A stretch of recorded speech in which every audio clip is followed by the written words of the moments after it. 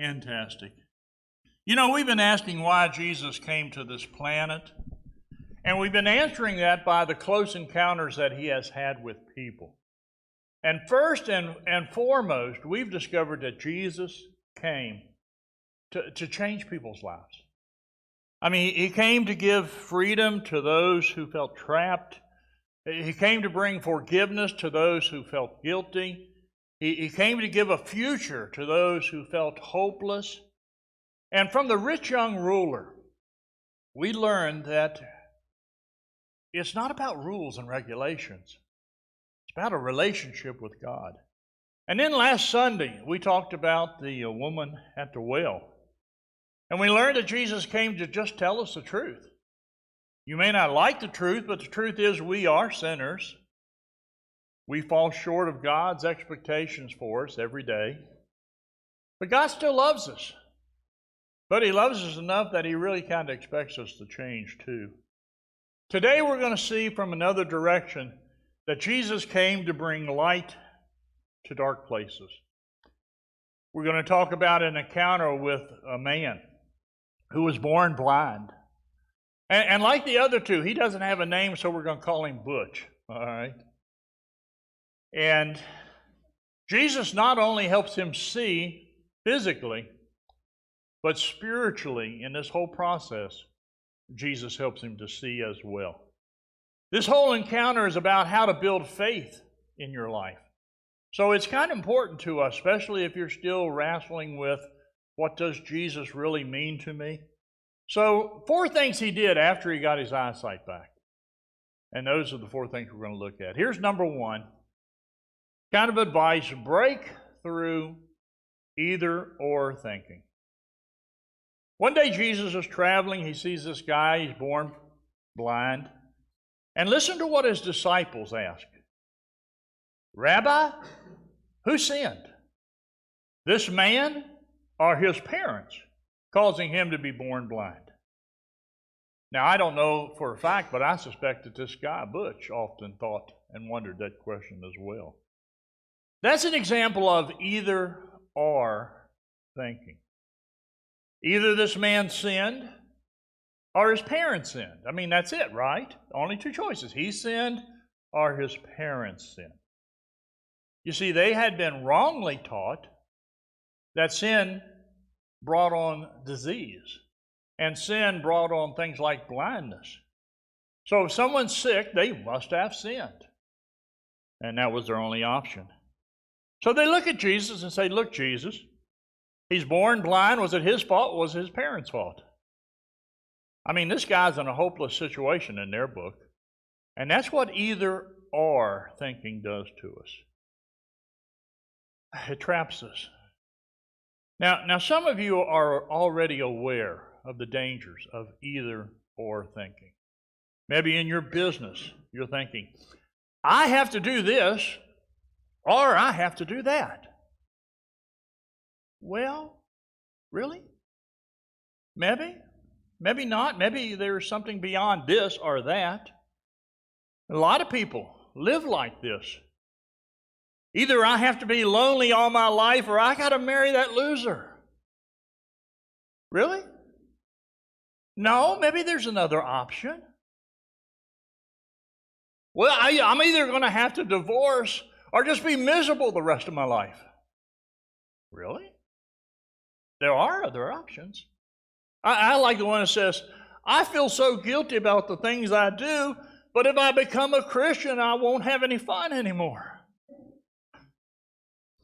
That's not true, by the way.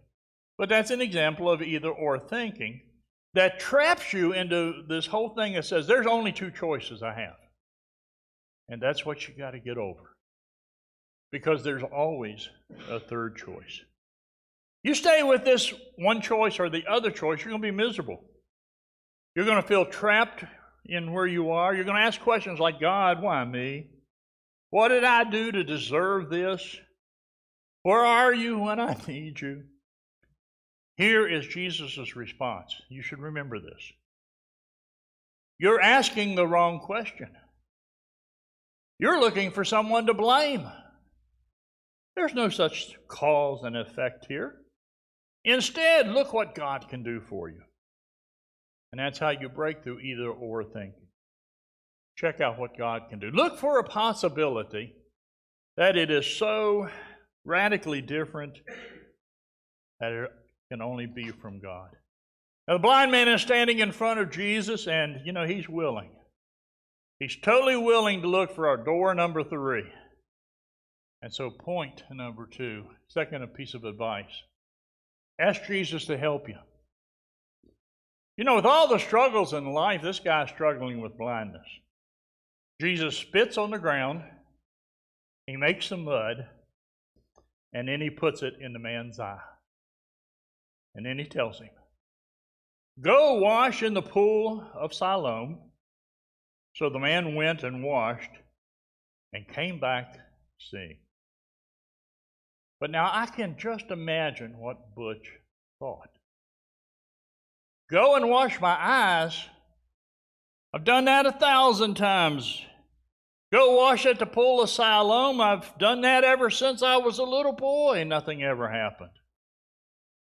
But a miracle is about ready to happen. We haven't talked much about that, but Jesus seems to do a lot of those. He says, I want you to do something very ordinary. I want you to walk through the streets that you've always walked through, and I want you to get a dunk in the pool that you always have gone to bathe in. And then the miracle starts. Miracle starts when people, ordinary people, do something ordinary in obedience to what God wants them to do. God wanted to split the Red Sea.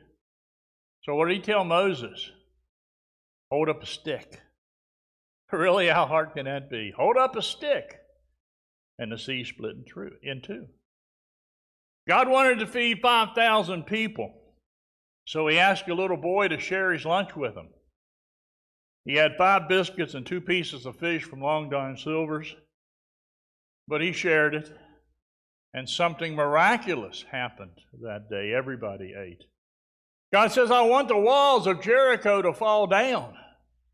And so he told the people of Israel to walk around it and blow a horn. Wow. Didn't know that would knock down walls. Question then is, are you willing to do something ordinary if you're expecting a miracle to come from it? For example, maybe for you it's a phone call. A plain old ordinary phone call. Maybe there's a relationship that's out of whack, a relationship that needs to be restored in your life.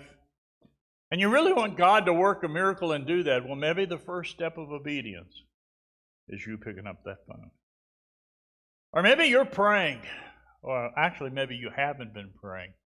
And you haven't been praying for years, and you decide to start again because you're concerned about your health or the health of somebody you love. And so you take the first step. And when you make an ordinary step of faith, I want to tell you the first thing you're going to think. It's the first thing all of us think. I am almost willing to guarantee it's the first thing that Butch thought. I see him walking through town saying to himself, this ain't going to work. This is stupid. It's not going to work. This is just absolutely crazy, but, well, I don't have anything else to do today, so I'll give it a try. And he walks down and he washes in this big pool. Think of a huge swimming pool. And all of a sudden, look what God does. So I can tell you this, when you make that phone call or when you write that letter or when you begin to pray, don't be surprised if the first thought in your mind isn't, it's not going to work. But it's amazing how God takes little, ordinary steps to bring back something very supernatural. Now I got to give you some warnings here. They're simple. Here's warning number 1. Don't confuse the method with the miracle.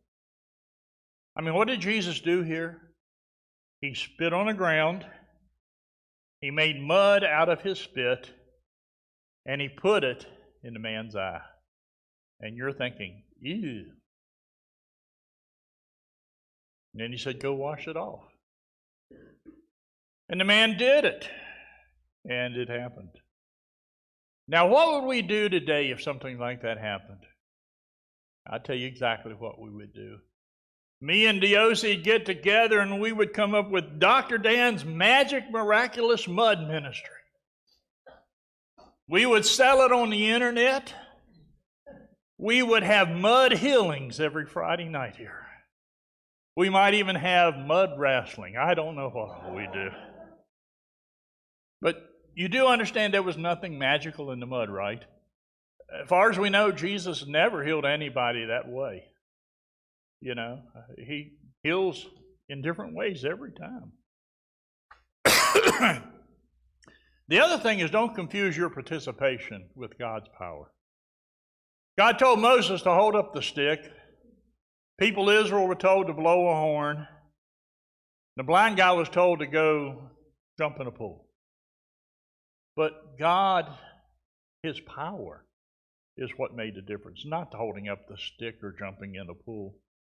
Listen, I do believe miracles happen today. I have to give you a quick caveat. I don't think they happen the way you typically see them in movies or some huge faith healing crusade somewhere.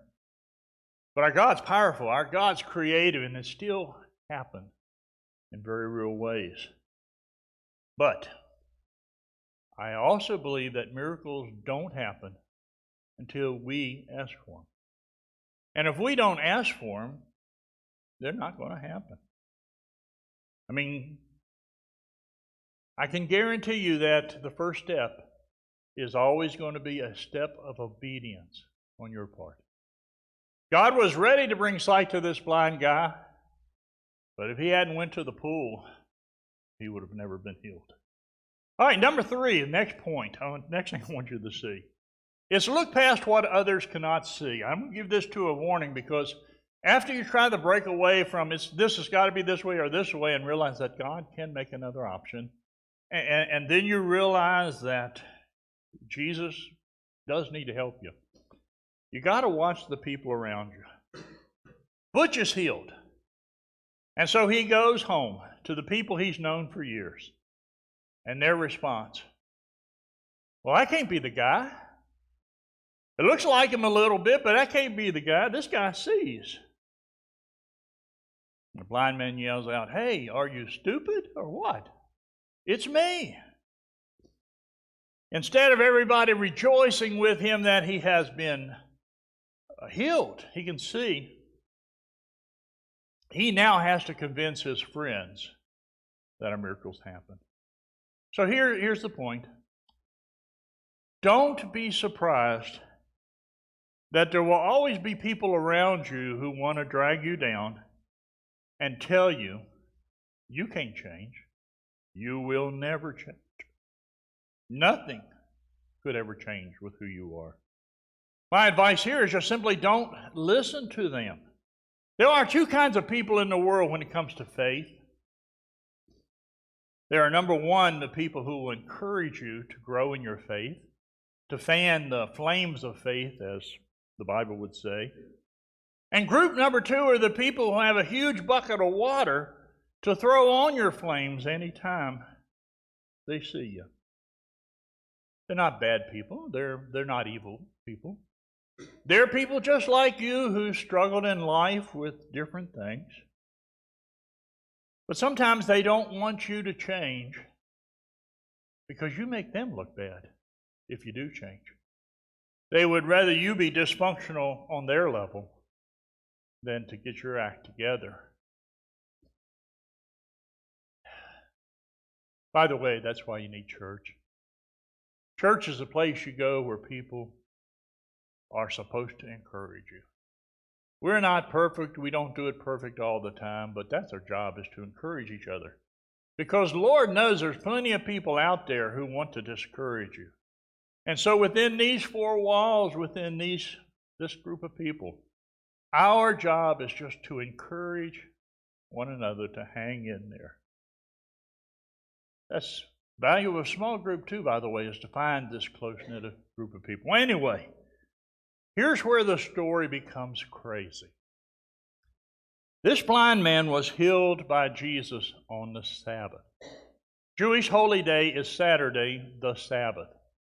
And the religious leaders in Jerusalem absolutely freaked out at this possibility that anybody would heal somebody else on a Sabbath.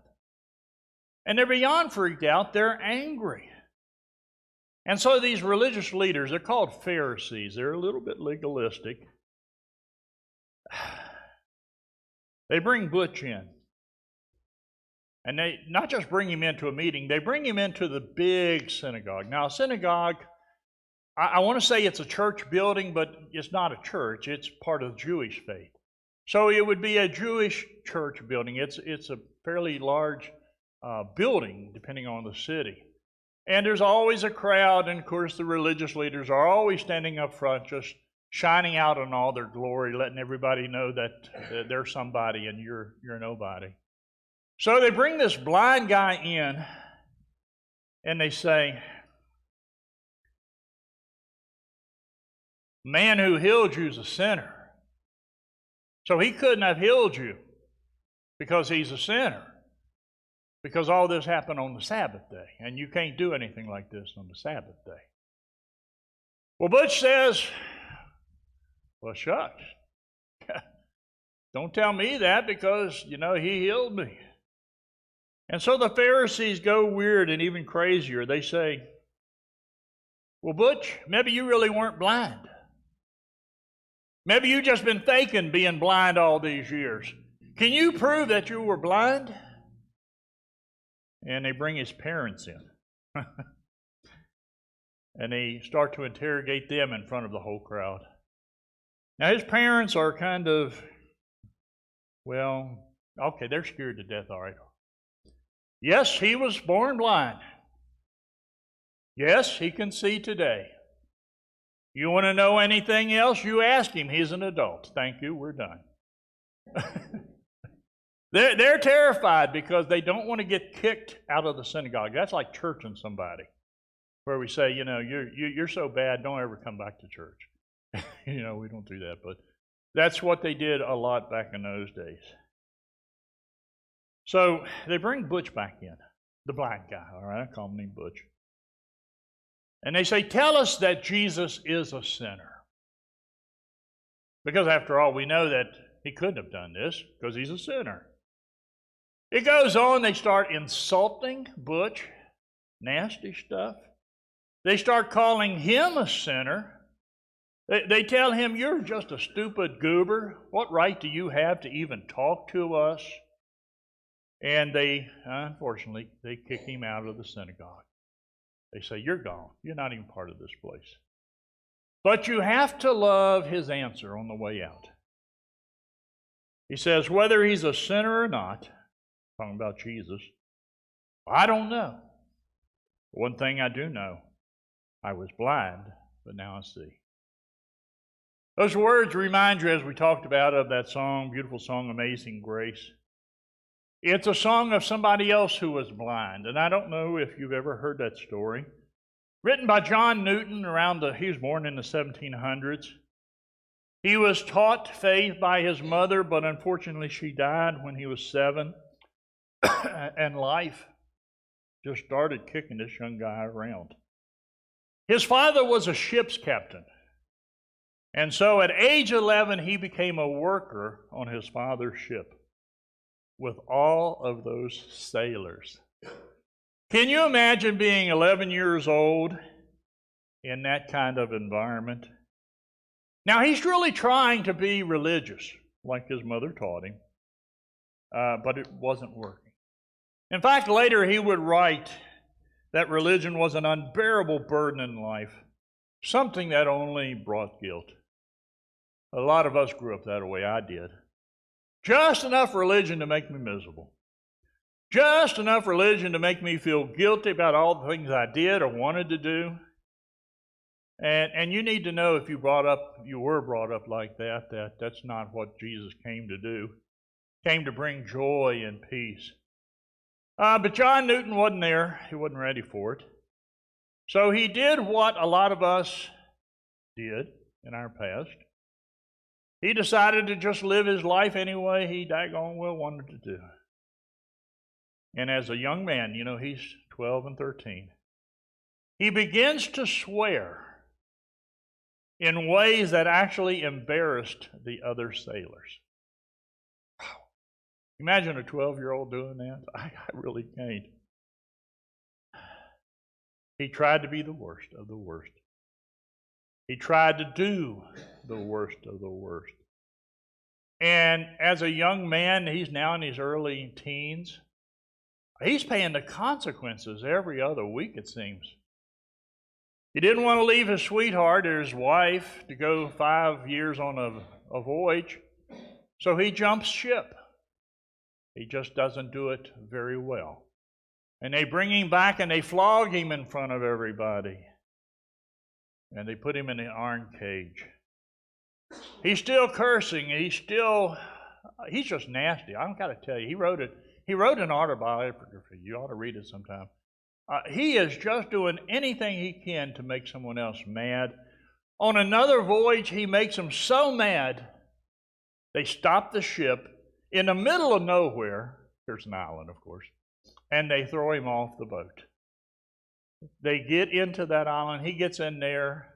It's a long story, but basically he makes the wife of another guy really angry, and she puts him in a cage and doesn't feed him. And the only way he can get any food is to sneak little pieces of whatever, that people bring to his cage. The man is a mess. But then he got out of that. And in 1748, he took a journey that would change his life. A storm so bad that it literally almost broke the ship in half. And in the middle of the storm, he cried, "God, have mercy on me." And then afterwards, after the storm was over, he said, "What in the world did I think of that? Why did I ever believe that a God would or could have mercy on me?" And the short of it is, through that, he gradually discovers real salvation. He gradually discovers what Jesus means. He becomes what we'd say a real Christian, a real believer. Now, he's changing, but he hasn't changed a whole lot yet. Because like a young man with some talent, as he finally grew old and got a little more maturity and stopped getting beat for everything, he got into the most lucrative business that a sailor could get into: slave trade. And so he is making tons and tons of money as a slave trader. He's even got his own boat at this point. And while he's trying to change, he still keeps doing what he's been doing, making the money. But he's trying to change, and in fact, he starts church services for these slave ships as they're bringing slaves from Africa to the new country. He's having church. You say, "Well, that's weird." Well, it's not really weird, because we try to do the same things. I mean, like, you might say, "Hey, I know I'm ripping people off in my business, but I'm going to go to Bible study tonight, and that'll make it even." We sort of think weird like that sometimes. But anyway, the short of the story, because I did want you to know it, he finally came to his senses. He finally left the slave trade business. And for the last 43 years of his life, he went into the ministry. And if you've seen the movie, read the book, you realize that he almost single-handedly brought about the revolution to stop slave trading in Britain. He's still a little arrogant. At the age of 82, he's just about ready to take the big dirt nap. He says, "My memory is nearly gone, but I remember two things. I'm a great singer, and Christ is a great Savior." That's why we remember those words, "I once was blind, but now I see." They've stuck into our vocabulary. They're a metaphor for a lot of life. That's your story. It's a story of what Christ has done for you. Nobody can take it away from you. But if you're not there, one more very final step. Trust Jesus to save you. A lot of people don't understand salvation, maybe because nobody's ever really just tried to make it simple. Salvation is being rescued from something horrible. It's being restored back to what God has made you to be. And it's to be reused again for the purpose God has created you. I mean, why did Jesus let this guy go through all this trouble? Walking all the way across town, mud in the eye, being kicked out of the Jewish synagogue. The answer is simple. Jesus wasn't all that important about this man's comfort. Jesus wasn't all interested in healing this man's blindness. Ultimately, he wanted to bring him to faith. And it's a process. And it's only through all these struggles that Butch went through that he came to this point. Because in the beginning, he says, I don't even know who he is. I've never heard of him. Then a little bit later, when he's before the Pharisees, he says, well, you know what? He must be a prophet from God. And after Jesus realizes that he got kicked out of the synagogue, Jesus goes and looks for him. And he says, Butch, do you believe in the Messiah? And Butch says, I don't know. Who is he? And in Jesus, his exact words, he is the one speaking to you. Oh, wow. Don't ever say Jesus is just a great teacher. This guy claims to be the Messiah. And Butch thinks about it and he responds with a verse on the screen. Yes, Lord, I believe. And he worshiped Jesus. This passage ends with this words, the words of Jesus. I've come into the world to give sight to those who are spiritually blind. That's a process we all take. We all take it by faith. The light comes on and we understand that Jesus really is more than a great teacher. He really is more than a Sunday school lesson, or he's even more than a messenger from God. He is God in the flesh. He's our light for eternity. I honestly don't know where you are in this process, but I do know this. That process begins with obedience. So I invite you to examine your own life and where you are in this process of trusting. And remind you that, there's a little obedience coming up. All right, let's stand and let's share a beautiful song.